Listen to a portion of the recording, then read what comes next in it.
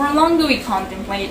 on how the romantics feel, with their twirls and steps on the cold, damp embrace of the stage, and their twists and strokes among the mirrors and scribbles of the page. And much do we pardon ourselves in silence. To the young who've made use of all that is between light and dusk to speak for themselves, and in guilt to the old masters whose works are worth millions and billions of winking gold dust, but never really what they ask us for. Our hearts, our touch-starved parts, and just for our eyes to meet theirs, even as their eyes still meet the sun, even as their flesh melt in the soil, and even as infinity gasps the long march of time that tramples over their graves and their aspirations. I'm sorry, as much as the rest are not. As I know well that the children of the boundless mad are merely just the fools of which us monarchs demand to birth us smiles and amuse us with comic and fancies. One such as myself admits to ignorance. One such as myself remains alien to the romance that is in the lenses of the Zarathustra's. One such as I ever really know of adoration is blind, is warm, and is ideal and linear. Yet I know it well than the admired few, and I know it knows me as much as I do. One such as myself need not touch the brimming tears of those ruled by most romance and of passion when in prayer. One such as myself need not be loved by their mad moe when having already such a great one to my own. One such as myself need not a prayer in each stroke of luck and work. One such as myself need not a kiss among the heavens in lonesome company.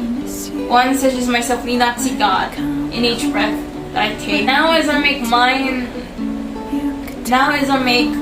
what is mine, or at least what I know, what remains to be by my side as I pursue my own humanity and the hardships of my own mortality, that of which I wish is to stain and cut and curse me with all my dear, my most loved sensation, as I sung and strum the strings of my heart to persuade thy glory and pursuit to follow me as I step into the world, as every time it hits, as every time it borrows, as every time it grounds the gentle flesh of the concrete ground of which I will eminently be. At the end of what could be, I hope that you remain in the end of every spring to remind me of the complexity that I find in such a simplistic love as ours, and in living even in quiet, that in each step I take would prick my feet with mistakes I would be eager to tend to care for, to guide as we go back